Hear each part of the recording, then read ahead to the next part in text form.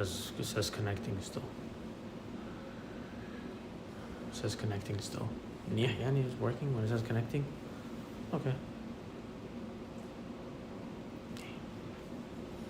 أعوذ بالله من الشيطان الرجيم بسم الله الرحمن الرحيم والصلاة والسلام على سيد الخلق وعز المرسلين أبي القاسم محمد اللهم صل وسلم وعلى آله الطيبين الطاهرين وعلى جميع أنبياء الله والمرسلين ومن تبعهم بإحسان إلى يوم الدين. My dear brothers and sisters, Assalamu alaikum wa rahmatullahi wa barakatuh. Today, inshallah, is the third day of Muharram. Inshallah, we will share with you some historical facts about the motion of Imam al-Hussein alayhi salam, since we are living in the nights of Muharram. When Muawiyah was in power, there was an agreement between Muawiyah and Imam al-Hassan alayhi salam. There was an accord that was signed and there were witnesses on that accord. And later, Muawiyah broke these agreements and broke the accord that he signed with Imam al-Hassan alayhi salam. And he nullified the agreement and broke the agreement.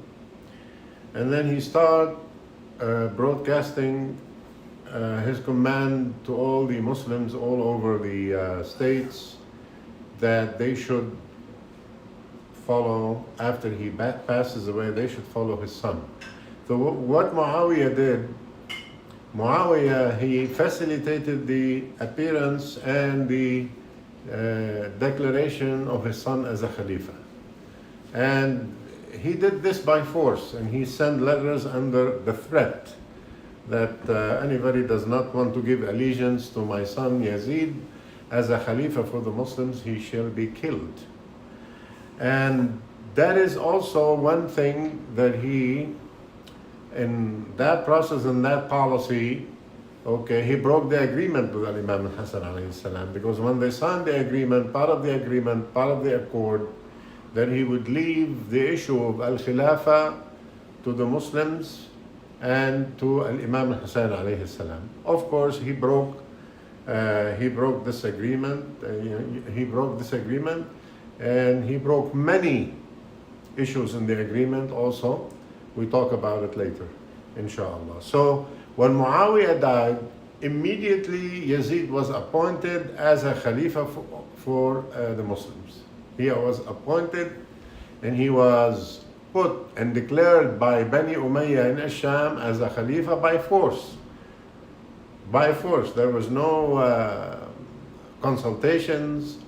And as we said, he broke the agreement with Imam al-Hassan alayhi salam. So Yazid, the status quo, he became the Khalifa by power. And the first thing he did, Yazid, when Yazid came to power, the first thing he did, he sent a letter to his representative in Al-Madinah. He sent a letter to his representative in Al-Madinah, and the name of his representative was Al-Walid ibn Aqba, or ibn Aqaba. And Nu'atba bin Abi Sufyan. And Al-Walid was the governor of Al-Madinah, Madinat Rasulullah sallallahu alayhi wa alayhi. So when he sent him the letter, Yazid sent him the letter. In that letter, it said that you need to summon immediately Al-Hussein ibn Ali alayhi salam, and you need to summon Abdullah ibn Umar according to the historians.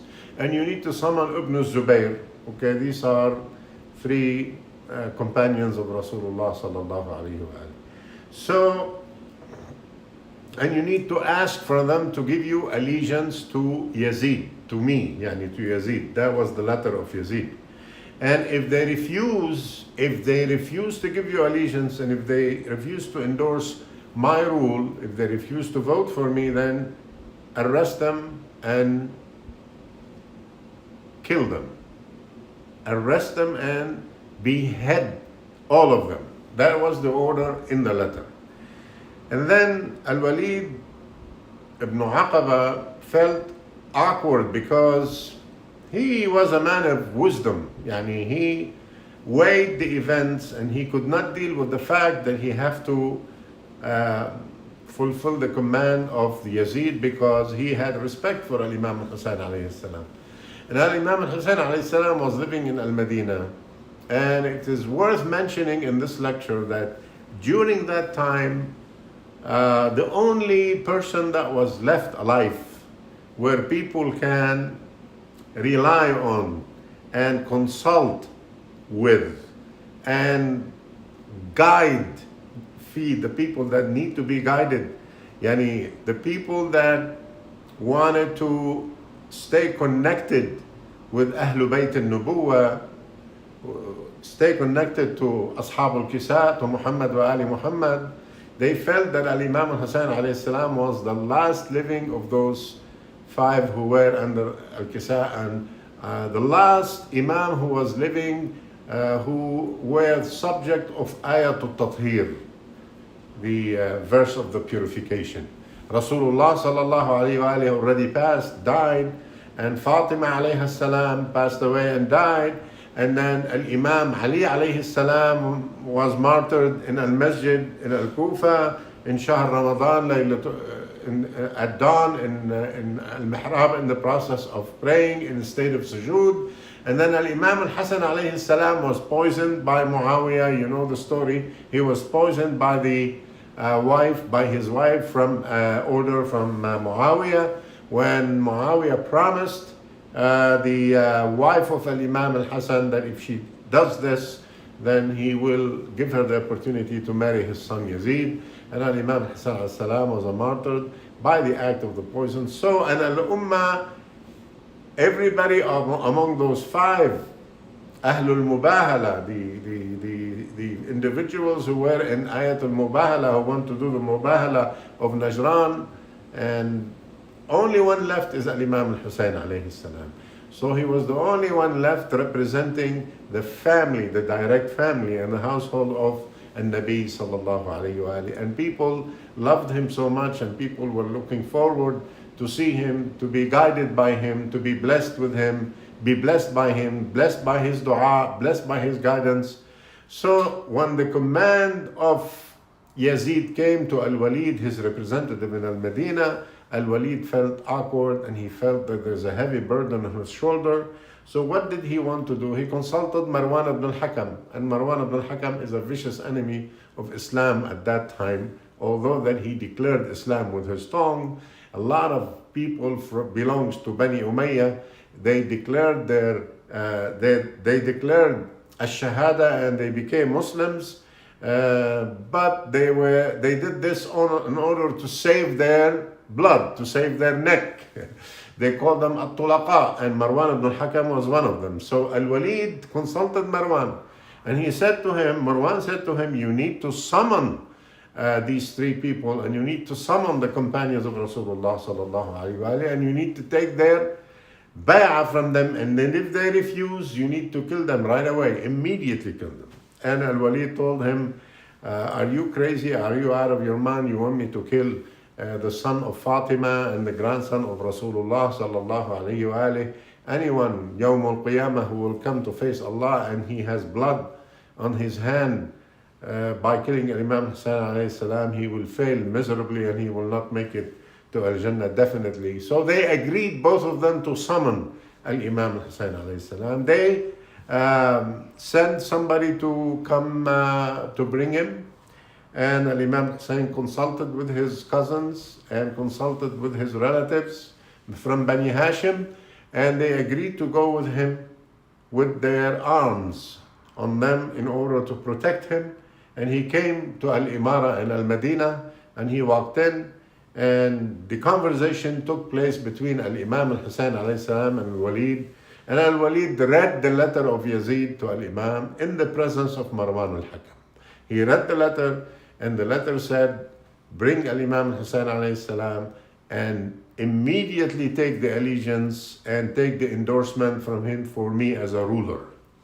Now, Al-Imam Hussein alayhi salam represented the legacy of An-Nubuwah, the prophethood, and represented, as we explained yesterday, represented the legacy of all the prophets. And we explained, we did a ziyarah. When we do a ziyarah, what do we say? We recite as-salam on him as the representative of Adam and Ibrahim and Nuh and Isa and Musa and Muhammad alayhi salam. And it is good to repeat also this statement when you go toward eastward from here and to do the ziyarah of Imam Hussein alayhi salam, you say, peace be upon you, the inheritor of Adam, peace be upon you, the inheritor of Nuh, peace be upon you, the inheritor of Ibrahim, the friend of Allah, peace be upon you, the inheritor of Musa, the speaker with Allah, peace be upon you, the inheritor of Isa, the word of Allah, peace be upon you, Hussein, the inheritor of Muhammad, the beloved of Allah, peace be upon you, Hussein, you are the inheritor of Ali, the wali of Allah. So that what Imam Hussein alayhi salam represented. So Al-Walid, the governor of Al-Madinah, that was appointed by Muawiyah and also commanded by Yazid to take the allegiance from Al-Imam Hussein alayhi salam, asked Al-Imam. He told him, why don't you give the allegiance to Yazid ibn Muawiyah? Just, it is one word, say bayatuka, say I endorse you, say I vote for you, say I give you the allegiance, and that's it. And you could go home and nobody would bother you. And Al-Imam told him, you know, al-bay'ah, the taking the allegiance cannot be done in the middle of the night and in secret manner. Tomorrow in the morning, inshallah, when we go to al-masjid, inshallah, we will talk and you will know what our attitude was. And then Marwan told him, Marwan said to the governor, he said, don't let him go now. My advice to you is take his bay'ah now.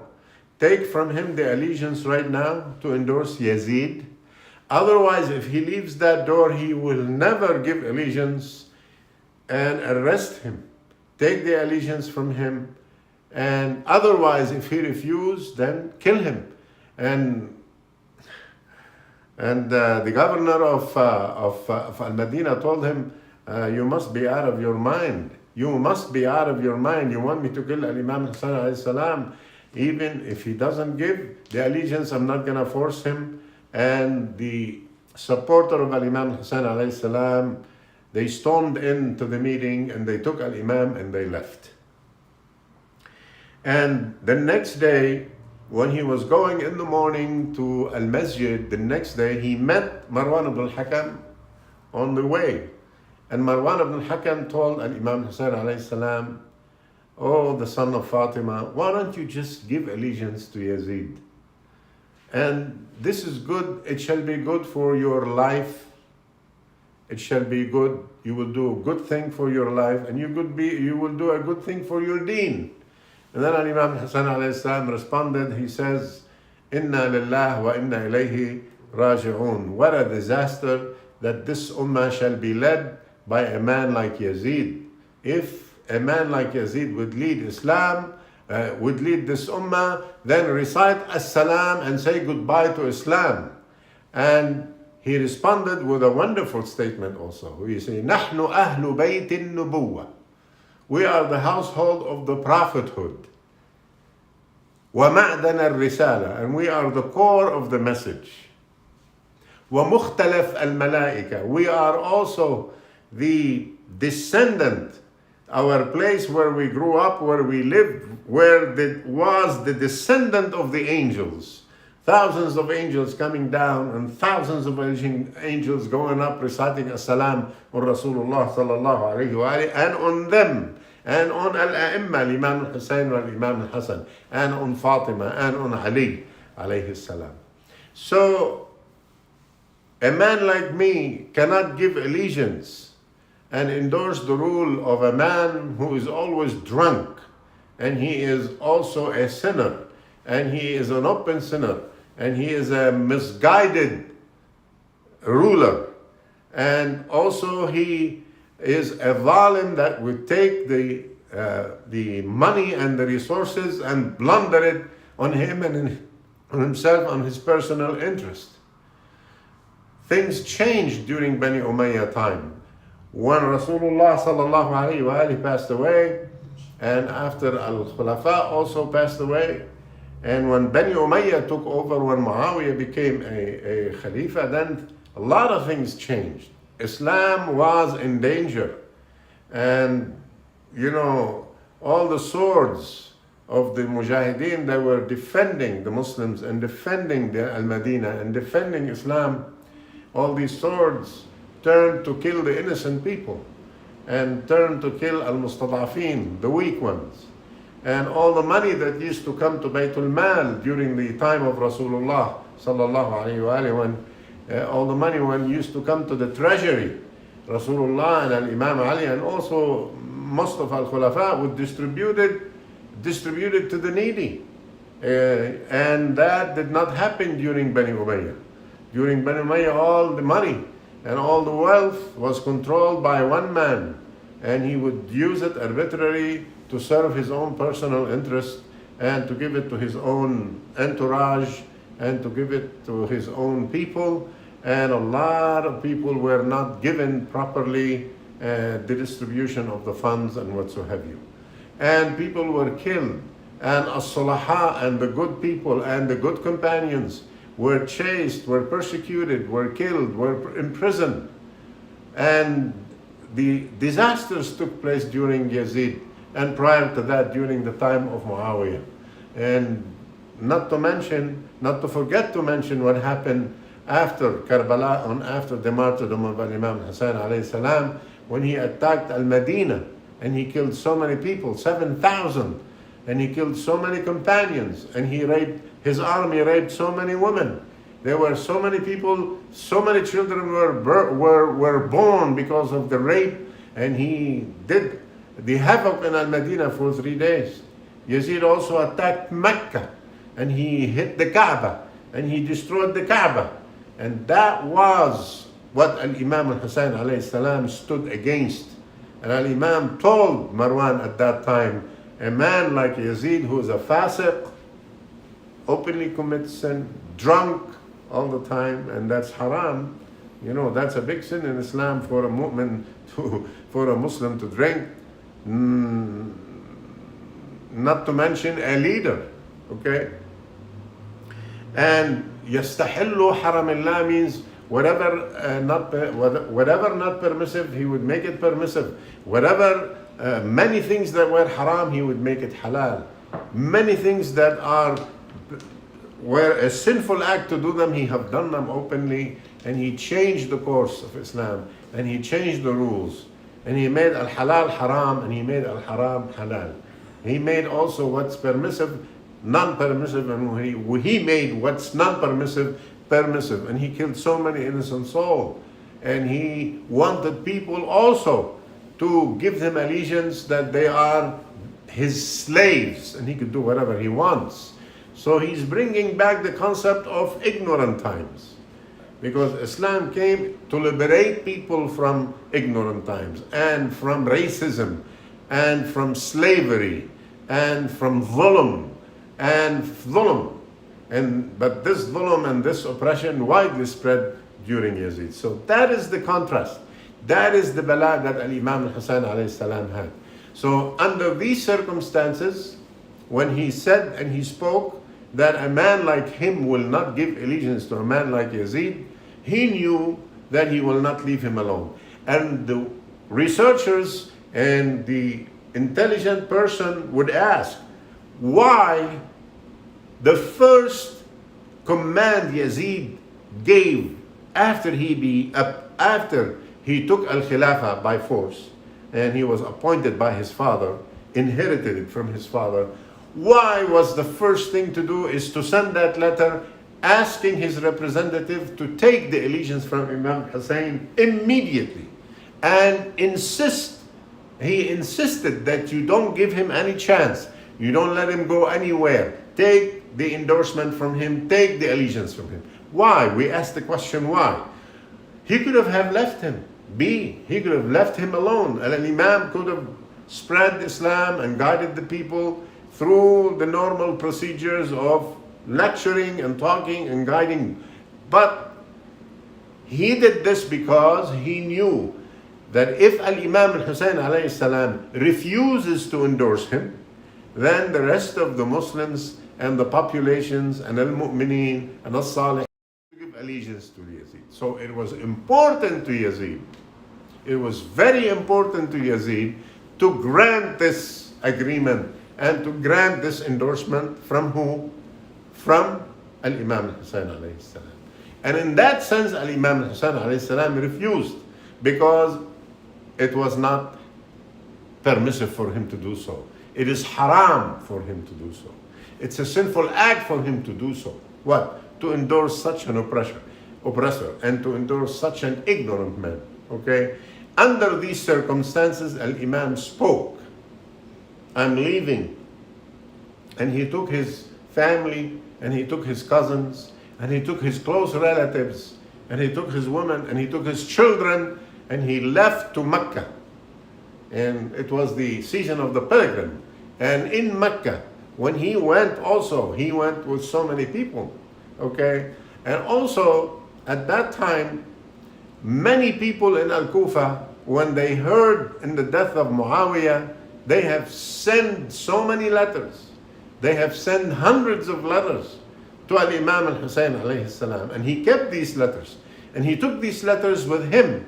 These letters were signed and endorsed by the chiefs of the tribes and the prominent people of Ahl al-Kufa, asking Al-Imam to come to Al-Kufa to lead them, to guide them, to teach them, to rule them.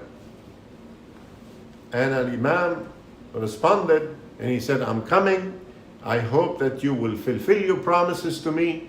And on his way to Mecca, he found out that he knew from his trusted sources that Yazid sent assassins in order to kill him in Mecca. And he does not want to cause any bloodshed in Mecca. So he left and he did withdraw from performing Al-Hajj, and he left and he gave the speech, I am leaving, going to Al-Kufa to respond to these letters that I received, to lead them, and I will stand against Yazid, and I will not allow Yazid to rule. I have heard my grandfather Rasulullah sallallahu alayhi wa alihi that Al-Khilafah is haram on Bani Sufyan. And he also gave the speech that he is going to reform the religion of his grandfather. ما خرجت أشرا ولا بطرا إنما خرجت طلبا للإصلاح في أمة جدي. I did not move and I did not leave and I did not come to Al-Kufa in order to cause havoc or to cause fasad or to misguide or to mislead or to seek power or to seek money or to seek position. I only went in order to reform what went wrong with the legacy of this wonderful religion. And he gave also a wonderful speech. He said, this allegiance cannot be given to Yazid from me. Allah will not accept, and Rasulullah sallallahu alayhi wa sallam will not accept, and Al-Anbiya will not accept. 124,000 Prophet will not accept that I give allegiance to such a man.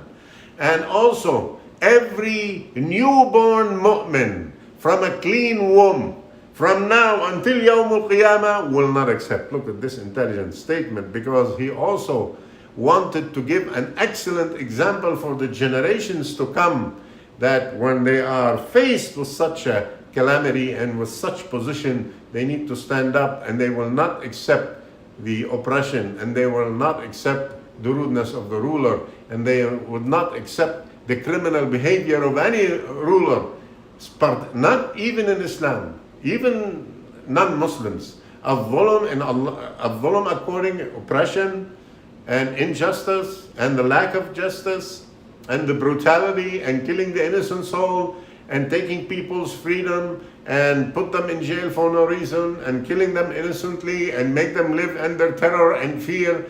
That is haram in Islam, and the Muslims should stand for that and reject it and try to change it with their tongue, with their heart, and with their hand, with their pens, with their words, with their meetings, with their demonstrations and whatsoever. That is the legacy of the religion of Islam. And that's what and Imam Hussein alayhi salam tried to do. Inshallah, under this circumstances, he left. And when he came to Mecca, there were a lot of people who were following him for the wrong reasons. There were a lot of people who want to be leaders, they want to lead, they want to be in command. A lot of people felt that he will give them a governorship somewhere. He will appoint them to be a governor somewhere. So there were a lot of people that were going with him for a dunya. But when he sent his cousin Muslim bin Aqil ahead of him to Al-Kufa, and Muslim bin Aqil went to Al-Kufa in order to inform the people of Al-Kufa about the coming of Imam Hussein alayhi salam, and he gathered so many endorsements from the people of Ahlul Kufa. About 25,000 of them were with him. And inshallah, when we continue this discussion tomorrow, inshallah, we will find out what happened to Muslim bin Aqil, and we will also explain that Yazid knew that Imam Hussein is going towards Al-Kufa, so he sent to Al-Kufa, he sent his representative, Ubaydullah ibn Ziyad, who was a wicked ruler and a wicked commander, an evil man who came secretly to Al-Kufa, and he started conspiring in order to collect people and in order to talk to people to reject receiving Imam Hussein and to reject supporting Imam Hussein alayhi salam. And we will discuss tomorrow the outcome of Muslim bin Aqil, and we ask Allah subhanahu wa ta'ala to grant us the love of Imam Hussein and to follow the commands of Imam Hussein alayhi salam. And we understand from this discussion the importance of Imam Hussein alayhi salam to the mu'mineen and to the Muslims. At that time, as we said, he was the last person standing and alive among the fifth of the household of Rasulullah sallallahu alayhi wa.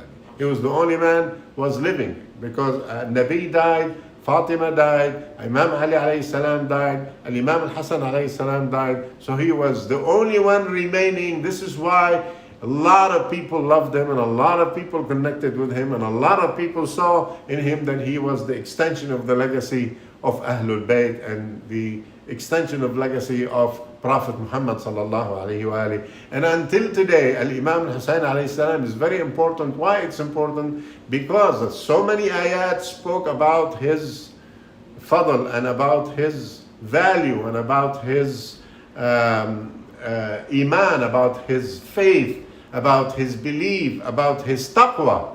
He was a member of so many ayat in Al-Quran. And Allah subhanahu wa ta'ala granted them al-hidayah, and He commanded them to be the first in order to follow the command of Allah and to serve the others and to show the legacy of at-taqwa and piety and in guiding people. And they were an excellent example to follow by their action, not only by their own words. That's the difference between Imam Hussein and us and a lot of people.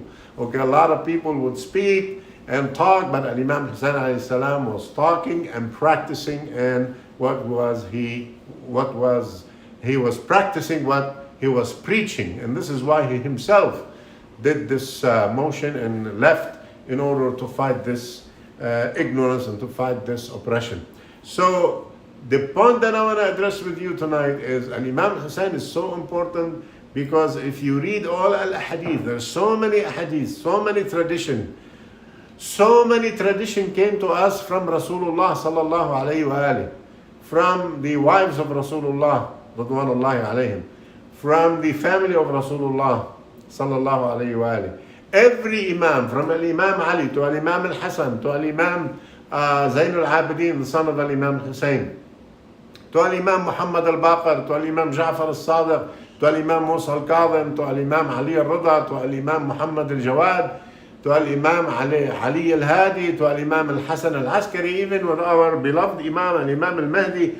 All our A'imma in so many traditions emphasized on doing a ziyarah for Imam Hussein alayhi salam, and remembering Imam Hussein alayhi salam, and talking about Imam Hussein alayhi salam, and they were saying the fadl, the benefits of doing a ziyarah to Imam Hussein in ad-dunya and in al-akhirah.